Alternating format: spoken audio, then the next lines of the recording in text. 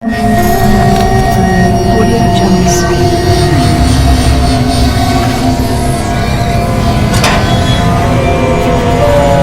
Welcome to horror studio. Story updates के लिए bell icon को प्रेस कर लें और मेरे चैनल को सब्सक्राइब कर लें। मेरा नाम ज़रीन है।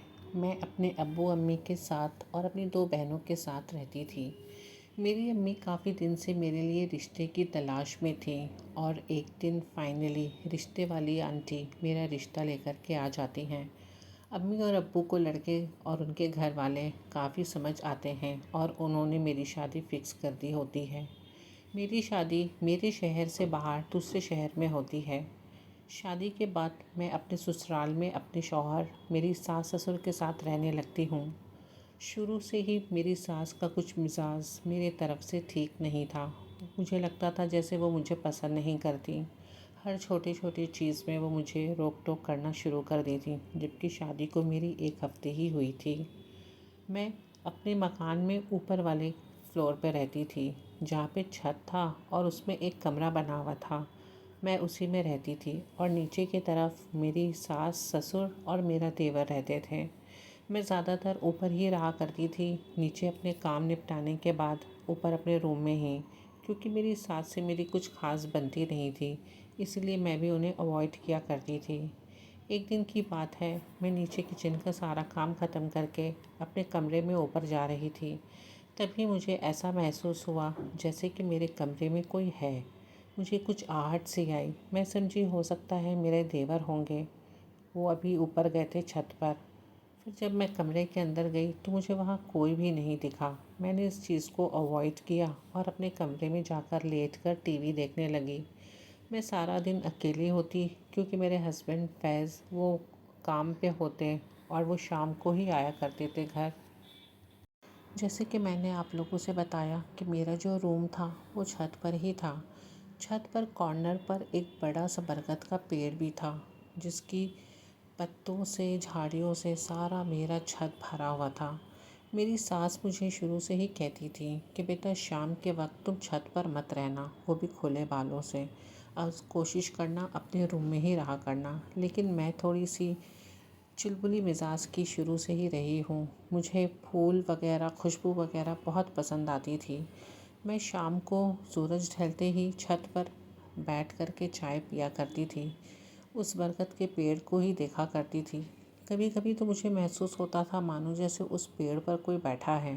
फिर मैं इन सब बातों पे यकीन नहीं करती थी और गुनगुनाते हुए वहीं काफ़ी देर बैठी रहती। मेरी छत से थोड़ी ही दूर में एक पार्क था। वो पार्क जब मैं भी देखती तो वो पार्क हमेशा खाली होता। उसमें झूले लगे हुए होते। उस पार्क में सिर्फ सुबह के वक्त मैं कुछ लोगों को देखती जो कि वॉक करने के लिए आते थे, जबकि शाम के वक्त वो पार्क एकदम सन्नाटा रहता। एक दो लाइटें जली होती, बाकी वो पार्क बिल्कुल अंधेरा होता, मानो वीरान पड़ा है। अब मैं मगरिब के बाद रोज़ शाम को पार्क जाया करती थी। उसी तरफ मेरी सास जो मेरे ऊपर गुस्सा हुआ करती थी कि मगरिब के बाद तुम शाम को पार्क में क्यों जाती हो? अगर तुम्हें पार्क में जाना ही है तो मगरिब से पहले जाओ और मगरिब की अज़ान होने से पहले लौट आओ। लेकिन मैं भी अपनी सास की बातों को नज़रअंदाज करने लगी। मैं वही सोचती कि सारा दिन मैं घर पे पड़ी होती हूँ, कोई है भी नहीं मुझसे बात करने वाला, तो शाम को मैं पार्क में ही जा कर के बैठती। मुझे वहाँ अजीब सा सुकून मिलता। फैज़ रात को देर से घर आया करते थे और मैं हमेशा की तरह उनसे कहती थी कि आप मुझे गजरे ला दिया करें। मुझे गजरों का शुरू से ही शौक़ था। मैं गजरे और खुशबू लगा करके ही पार्क में जाया करती थी। एक दिन की बात है, जब मैं पार्क से वापस घर आ रही थी तो मुझे ऐसा महसूस हुआ जैसे किसी ने मेरे कंधे पे हाथ रखा हो। थोड़ी देर के लिए तो मैं सहम गई, लेकिन फिर मैंने हिम्मत करके जब मुड़ कर के देखा तो वहाँ कोई भी नहीं था। मैंने दरूद शरीफ पढ़ी, आयतल कुर्सी पढ़ी और वहाँ से फ़ौरन घर आ गई। जब मैं घर आई तो मेरी सास को मेरा चेहरा देख कर के लग रहा था कि जैसे मेरे साथ कुछ हुआ है। उन्होंने मुझसे कहा कि तुम्हारा चेहरा पूरा पीला पड़ रहा है, क्या हुआ? तुम काफ़ी घबराई हुई सी लग रही हो। लेकिन मैंने अपनी सास से कुछ नहीं कहा। मैं सीधा किचन की तरफ गई और वहाँ जाकर एक गिलास पानी का पीने लगी। मुझे अजीब सी बेचैनी हो रही थी, मानो जैसे कि कोई मेरे साथ मौजूद हो। میں یہی سوچ رہی تھی من ہی من میں کہ میں تو روز پارک جاتی ہوں، لیکن آج جو مجھے فیل ہوا ویسا مجھے کبھی نہیں محسوس ہوا۔ میں اپنے کمرے میں چلی گئی۔ تھوڑی دیر کے بعد میری ساس نے مجھے آواز لگائی کہ عشاء کا وقت ہو گیا ہے، نماز پڑھنے کے بعد کھانا لگا دینا، کیونکہ میرے سسر جی وہ جلدی ہی کھانا کھا کر سو جایا کرتے تھے اور فیض رات کو لیٹ آیا کرتے تھے، انہیں گھر آتے ہوئے 9-10 بج جایا کرتی تھی۔ اس دن میں نے اپنا عشاء کا نماز پڑھا اور نماز پڑھ کر کے سیدھا نیچے چلی گئی اپنے ساس سسر کو کھانا دینے کے لیے۔ جب میں کھانا کھلا کر کے واپس اپنے کمرے میں اپنا کھانا لے کر آ گئی، جیسے میں روز لے کر آتی تھی، میں اور فیض کمرے میں ہی کھانا کھایا کرتے تھے۔ میں اپنے کمرے میں لیٹی ہوئی ٹی وی دیکھ رہی تھی، تبھی مجھے ایسا محسوس ہوا جیسے باہر آنگن میں کوئی چل رہا ہو۔ میں چھت کی طرف ایک کھڑکی تھی وہاں سے دیکھنے لگی کہ کون ہے۔ میں نے آواز بھی لگائی، کون ہے؟ میں سمجھی میرا دیور ہے، لیکن وہاں کوئی بھی نہیں تھا۔ تبھی اچانک سے میری کمرے کی لائٹ وہ فلکر کرنے لگی۔ میں تھوڑا گھبرا گئی، پھر میں نے اس چیز کو اوائڈ کر دیا اور تھوڑی ہی دیر بعد فیض آ گئے۔ وہ ہمیشہ کی طرح گجرا لے کر کے آتے اور میں وہ گجرا پہن کر کافی خوش ہو جایا کرتی۔ رات کو ہم سو رہے تھے، تبھی اچانک مجھے محسوس ہوا کہ میری چھت پر جو واش روم تھا میرا، وہاں کا نل کھلا ہوا ہے۔ تو میں سمجھ رہی تھی شاید نیچے سے کوئی آیا ہوگا اوپر وضو کرنے کے لیے، کیونکہ فجر کی وقت بھی ہونے والی تھی، لیکن وہ مسلسل نل جو تھا اس سے پانی گرنے کی آواز آ رہی تھی اور کافی دیر ہو چکی تھی۔ جب میں اٹھی کہ جا کر دیکھوں کہ آخر کون اتنا پانی ضائع کر رہا ہے، جب میں واش روم کی طرف بڑھی تو وہاں کوئی بھی نہیں تھا، واش روم کا گیٹ بھی بند تھا۔ میں ڈر گئی کافی۔ میں جیسے وہاں سے اپنے کمرے کی طرف مڑی، تب میں نے سامنے کسی کو کھڑا دیکھا۔ وہ ایک خوبصورت نوجوان تھا، اس کی آنکھیں چمک رہی تھی اور وہ مجھے دیکھ کر مسکرا رہا تھا۔ میں اسے دیکھ کر وہیں بے ہوش گر گئی۔ تھوڑی دیر بعد فیض آئے وہاں پر اور انہوں نے اپنے بھائی کو آواز لگایا۔ ان دونوں نے مجھے اٹھا کر کمرے میں لے کر آئے۔ میں کافی دیر تک بے ہوش رہی۔ فیض اور اس کے بھائی نے ڈاکٹر کو بلوایا۔ ڈاکٹر نے کہا شاید میری بی پی لو ہو گئی تھی، میں شاید ڈر گئی ہوں گی، اسی وجہ سے بے ہوش ہو گئی۔ کافی دیر کے بعد جب مجھے ہوش آیا تب میری ساس نے مجھ سے پوچھا، تمہاری طبیعت میں دیکھ رہی ہوں کافی دن سے ٹھیک نہیں ہے، میں تمہیں بار بار منع کرتی ہوں کہ تم پارک نہ جایا کرو، اور اگر تمہیں پارک جانی بھی ہے تو مغرب سے پہلے، لیکن تم میری کہاں سنتی ہو۔ تبھی فیض اپنی امی سے کہتے ہیں، امی آپ یہ سب بات کہاں لے کر کے بیٹھ گئیں، ایسی کوئی بات نہیں ہے، اسے کمزوری ہو گئی تھی، اس وجہ سے یہ بے ہوش ہو گئی۔ میں نے جو اپنے آنکھ سے دیکھا تھا، میں یہی سوچ رہی تھی کہ اگر میں فیض سے یہ ساری باتیں بتاؤں گی تو کیا وہ مجھ پر یقین کریں گے۔ میں نے انہیں بتانا صحیح نہیں سمجھا۔ میں نے اپنی ساس کو کہا کہ امی، میں اس دن جب قبرستان سے واپس آ رہی تھی تب کسی نے میرے کندھے پہ ہاتھ رکھا اور اسی دن سے مجھے محسوس ہو رہا ہے کہ جیسے کوئی میرے ساتھ ہے۔ میری ساس وہ تو ایسے ہی مجھے پسند نہیں کرتی، وہ غصے سے کہنے لگیں، میں نے کہا تھا نا کہ کوئی بری چیز ہے وہ لگ جائے گی تمہارے پیچھے، مجھے تو لگتا ہے کہ تم اپنے ساتھ ہی ان سب چیزوں کو گھر لے کر کے آ گئی ہو۔ اتنی باتیں سننے کے بعد اپنی ساس سے میری ہمت نہیں ہوئی کہ میں انہیں اس شخص کے بارے میں بتاؤں جسے میں نے چھت پہ دیکھا تھا۔ میں چپ ہو کر واپس اپنے کمرے میں آ گئی۔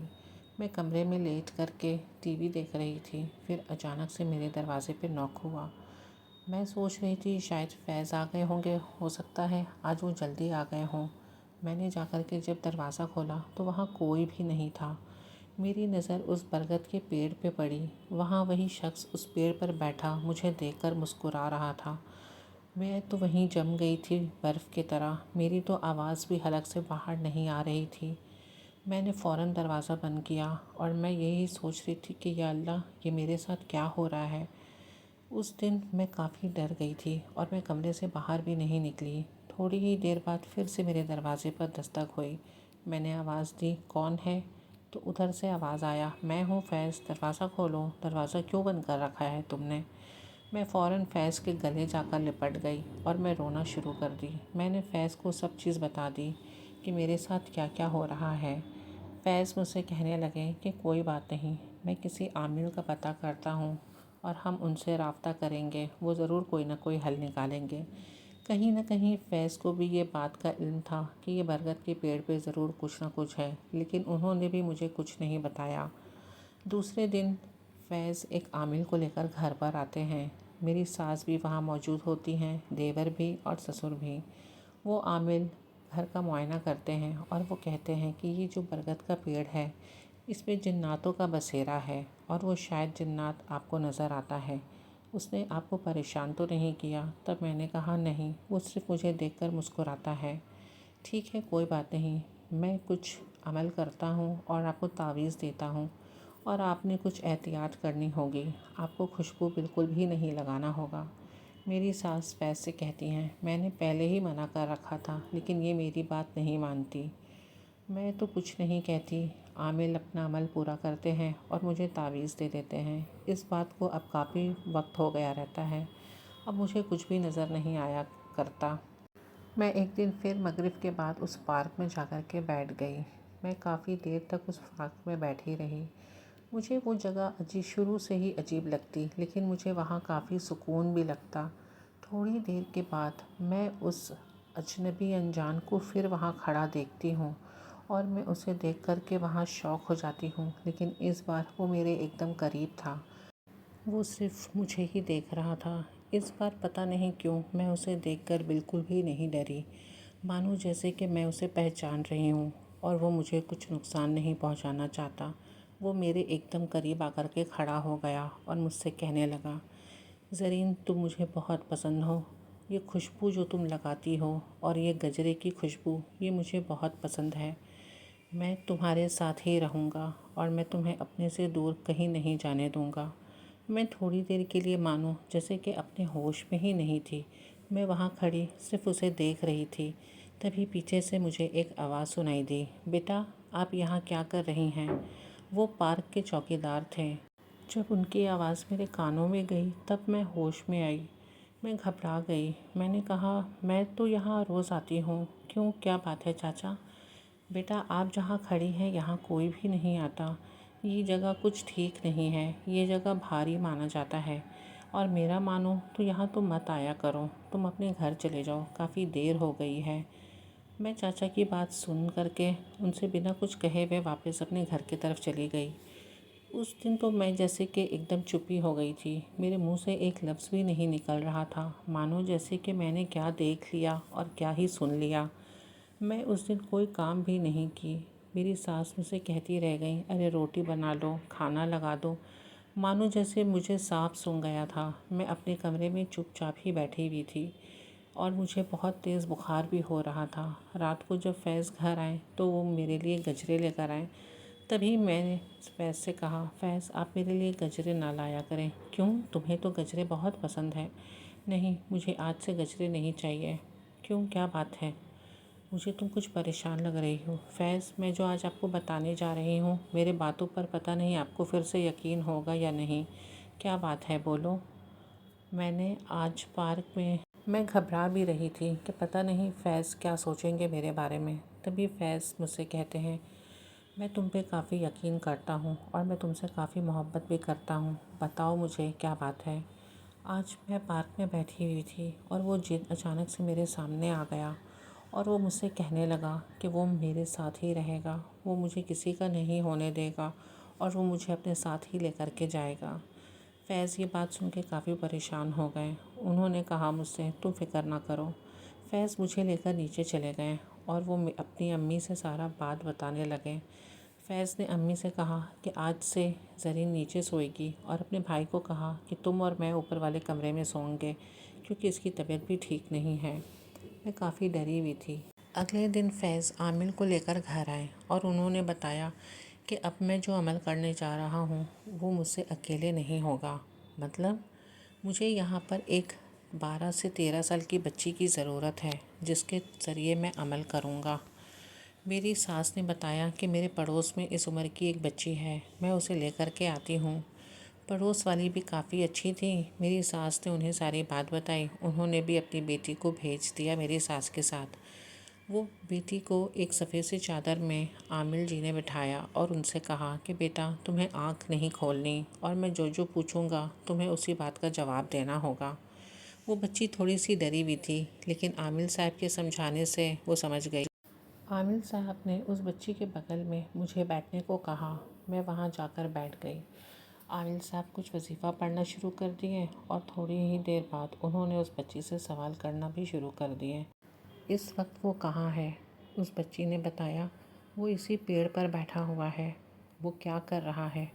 وہ دیکھ کر ہم لوگوں کو مسکرا رہا ہے۔ اس سے پوچھو کہ وہ کون ہے اور کہاں سے آیا ہے۔ وہ بتا رہا ہے کہ وہ اسی پیڑ میں شروع سے ہی رہتا ہے، یہاں ان کا بسیرا ہے۔ وہ کیا چاہتا ہے اس سے پوچھو۔ وہ کہہ رہا ہے کہ وہ زرین کو اپنے ساتھ لے جانا چاہتا ہے۔ اس سے کہو کہ زرین شادی شدہ ہے۔ وہ کہہ رہا ہے مجھے ان سب باتوں سے فرق نہیں پڑتا، میں اس سے محبت کرتا ہوں۔ تم نے اس کے ساتھ کیا کیا کیا ہے؟ وہ کہتا ہے ابھی تک تو میں نے کچھ بھی نہیں کیا، لیکن اگر یہ عامل میرے بیچ میں آیا تو میں اسے بھی نہیں چھوڑوں گا۔ عامل پھر کہتے ہیں کہ پوچھو اس سے کہ تم اسی کے پیچھے کیوں پڑے ہوئے ہو؟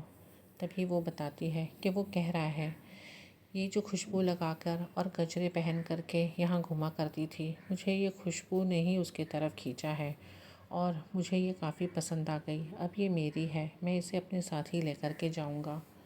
تبھی عامل کچھ وظیفہ پڑھنا شروع کرتے ہیں اور وہ بچی وہاں پر بے ہوش ہو جاتی ہے۔ سب لوگ کافی گھبرا جاتے ہیں، لیکن عامل صاحب کہتے ہیں کہ گھبرانے کی کوئی بات نہیں، میں نے اسے باندھ دیا ہے، اب وہ کسی کا کچھ بھی نہیں کر سکتا۔ وہ زرین کو اب پریشان نہیں کرے گا، لیکن ہاں آپ کو یہ کمرہ چھوڑنا ہوگا، آپ یہاں سے چلے جائیں۔ دوسری طرف میری ساس غصہ ہو کر کہنے لگتی ہیں کہ یہ ہمارا پرانا مکان ہے، میں اسے چھوڑ کر کے کہیں نہیں جاؤں گی، اور میں تو یہاں پہ شروع سے شادی کر کے آئی ہوں، میرے بچے بھی یہاں پہ پلے بڑھے، لیکن ہمارے ساتھ تو کچھ نہیں ہوا۔ ضرور اسی کے پاس کچھ نہ کچھ ہے شروع سے، میں کہاں سے اسے اپنے لے آئی اپنے بیٹا کا بہو بنا کر کے۔ عامل صاحب مجھے کچھ تعویذ دیتے ہیں اور مجھے کہتے ہیں کہ جلد سے جلد آپ اس مکان سے چلے جائیں، ورنہ یہ چیز آپ کے پیچھا تو نہیں چھوڑے گی، کیونکہ یہاں پہ ان چیزوں کا بھی بسیرا کافی سالوں سے ہے۔ سب چیز وہاں پہ صحیح رہتا ہے کچھ دن تک۔ فیض مجھے امی کے گھر چھوڑ آتے ہیں، وہ میری امی ابو سے ساری بات بتاتے ہیں۔ فیض بھی اپنی امی کی وجہ سے کافی پریشان تھے، کیونکہ وہ اب ضد لگا کر بیٹھی تھی کہ وہ مجھے طلاق دے دیں، لیکن فیض مجھ سے بے انتہا محبت کرتے تھے، اسی لیے وہ مجھے میرے ابو کے گھر چھوڑ آئے۔ انہوں نے میرے ابو امی سے میری ساری بات بتائی۔ میرے ابو نے بھی اپنے جان پہچان کے عامل سے مجھے دکھوایا۔ ان لوگوں نے بھی کہا کہ نہیں اب یہ ٹھیک ہے، کوئی ایسی پریشانی کی بات نہیں ہے۔ ایک دن امی کے گھر میں میں سو رہی تھی اور اچانک سے میری پیٹ میں کافی درد اٹھا، میری طبیعت کافی خراب ہو گئی۔ اس وقت میں پریگننٹ تھی۔ میری امی مجھے لے کر کے جب ڈاکٹر کے جاتی ہیں تو میری بلیڈنگ شروع ہو جاتی ہے وہیں پر۔ ڈاکٹر مجھے چیک اپ کرنے کے بعد فوراً سونوگرافی کرنے کے لیے کہتی ہیں، اور سونوگرافی کے بعد جو رپورٹ آیا وہ سن کر کے تو مانو میری زندگی ہی اجڑ گئی۔ سونوگرافی کی رپورٹ میں یہ تھا کہ میرے پیٹ میں کوئی بھی بچہ نہیں ہے اب۔ یہ سن کر میرے گھر والے دنگ رہ گئے۔ فیض کو بھی جب یہ خبر ملی وہ بھی وہاں پہنچے، ایسا کیسے ہو سکتا ہے؟ ڈاکٹر بھی کافی پریشان تھیں۔ انہوں نے بھی کہا کہ میری بھی پوری لائف میں یہ پہلی ایسی کیس ہے جہاں پہ جو عورت پریگننٹ ہے لیکن اس کے کوکھ میں بچہ ہی غائب ہے۔ میں آپ سے ایک ہی چیز کہوں گی کہ جہاں سائنس ختم ہوتی ہے وہاں پر اللہ کا کلام شروع ہو جاتا ہے۔ اب آپ لوگ کو دعا ہی کرنا چاہیے۔ میرے ابو نے مجھے عامل سے دکھایا، پھر سے انہوں نے بتایا کہ یہ جو بچہ تھا اسے جنات اٹھا کر کے لے کر کے چلا گیا، کیونکہ وہ مجھے تو حاصل نہیں کر سکا، اس لیے وہ میرے بچے کو لے گیا اپنے ساتھ۔ میں تو پھوٹ پھوٹ کر کے رونے لگی، میری تو مانو زندگی ہی ختم ہو گئی۔ فیض نے مجھے بھی طلاق دے دیا، کیونکہ اب فیض کو بھی یہی لگ رہا تھا کہ میرے ساتھ ہی کوئی مسئلہ ہے، اب میں اپنے ابو کے گھر میں ہی رہ کر زندگی گزار رہی ہوں۔